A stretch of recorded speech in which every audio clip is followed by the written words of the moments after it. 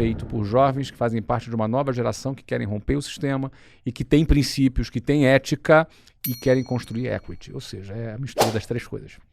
E a primeira pergunta que eu queria colocar aqui para você debater foi uma pergunta muito interessante da galera, porque as pessoas sabem que você fala muito de vendas. A gente entende, principalmente, eu venho falando já há muito tempo, e principalmente com a química do Vence, e ainda de uma maneira muito mais gostosa e muito mais produtiva para a galera. Mas a pergunta que veio foi o seguinte: Flávio, porque é assim, é impressionante, e essa pergunta eu me identifiquei da pessoa. É impressionante como, por exemplo, o que eu recebo de caixinha de perguntas, no sentido, assim, para mim, Caio, eu sou arquiteto, eu preciso aprender a vender?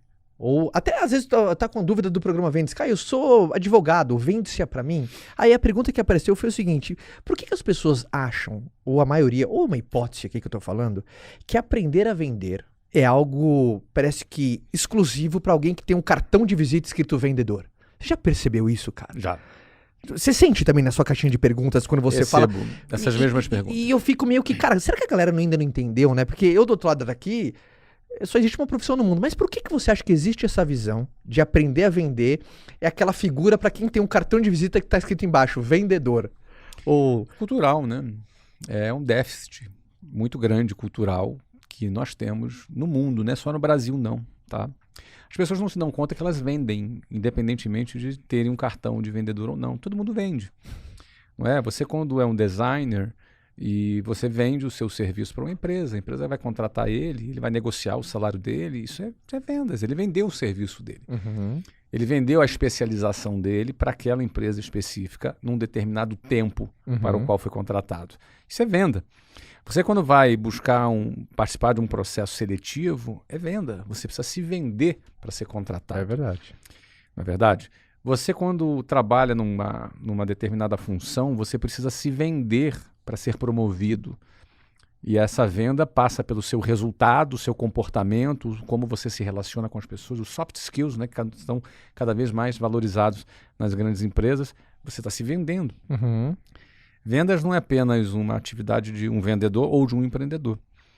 Quando você se torna empreendedor, e aí não precisa ser alguém que tem um CNPJ de uma indústria ou uma empresa, mas também um arquiteto. Um arquiteto vende, tem que vender os projetos dele, ele tem que vender a sua própria imagem, tem que vender o seu conceito. Não é? Ele tem que se vender para um determinado público, um determinado nicho. Isso não é aleatório. Então não basta a pessoa saber usar AutoCAD e ter muito boas referências, ter uma visão artística apurada, ser ousado nos seus projetos, se esses projetos ficarem guardados e encalhados dentro da gaveta. Eles precisam ser vendidos, né? Então, aquele mito do produto bom se vende sozinho, que eu ouvi você falar e você bate muito nisso, não é verdade. Isso inclui o trabalho de um arquiteto, de um advogado, de um dentista, de um médico. Eu recebo direto esse tipo de pergunta. E eu, assim, como passa pela cabeça de alguém que ele não precisa aprender a vender? Todo mundo precisa aprender a vender. Se ele aprender a vender, ele vai ser um arquiteto melhor. Você acha que a pessoa não passa pela cabeça ou ela não quer admitir que ela é uma vendedora? Porque não, vai depreciar aquilo que eu faço. Eu sou arquiteto, eu não sou vendedor. Olha, acho que talvez algumas pessoas ainda pensem assim, mas eu já acho que hoje é minoria, sabe? Eu já acho que hoje o arquiteto, o engenheiro, o advogado, o médico, o dentista, ele já entendeu que ele precisa empreender a carreira dele, sabe? Principalmente aquele cara que optou a ter o seu consultório, ter o seu escritório, ser um profissional liberal. Ele já entendeu que ele precisa se alavancar. Ele não sabe ainda, em geral, como fazer isso. Mas o que eu tenho percebido é que nos últimos 10 anos, e aí eu me sinto muito feliz em ter dado uma pequena contribuição para isso, é que eu percebo que diminuiu um pouco o preconceito com vendas. Diminuiu um pouco. As pessoas perceberam que para alimentarem a sua ambição, o seu desejo de crescer, seu desejo de comprar um carro novo, uma casa nova, ter uma vida mais próspera, isso é algo legítimo, acho que todo mundo tem o direito de querer ter uma vida mais próspera. As pessoas já perceberam que precisam vender. Então, ela pode até não gostar de venda, ela pode até achar, não, é um mal necessário, já é uma evolução. Se achar que é um mal necessário é que já evoluiu. Você entendeu? Agora, pelo menos sabe que é importante, né? Isso, mesmo que não goste. Perfeito. Mais que isso, ela pensa assim, Pronto, eu preciso de um sócio que precisa vender. Já é uma evolução. Legal. Ou eu vou contratar um time de vendas. Opa, já é uma evolução. Agora, a grande questão é como? Porque aí eu não vejo que ainda as pessoas entenderam. E talvez a gente precise de um pouquinho mais de tempo para esse inconsciente coletivo perceber que vender não é algo banal. Porque às vezes existe, aí não por preconceito, mas por falta de conhecimento mesmo. Eu acho que, na minha opinião, eu penso que a gente já venceu muito preconceito. Mas eu acho que por falta de conhecimento mesmo, as pessoas acham que vender é uma atividade para gente desqualificada, para gente que não tem muita qualificação. Sim. Sabe? Mas não é por preconceito, é por desconhecimento mesmo. Não é?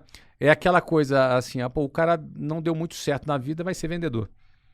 É desconhecimento, porque Cara, tem muito isso pra muita gente. Tem muito. Mas eu ainda acho que tem um pouquinho ainda do preconceito, mas de muito tempo. Isso já foi vencido, mas é mais agora por desconhecimento. Eu penso que nós vamos entrar em anos, agora, os próximos anos, em que as pessoas vão descobrir isso aqui que a gente está falando.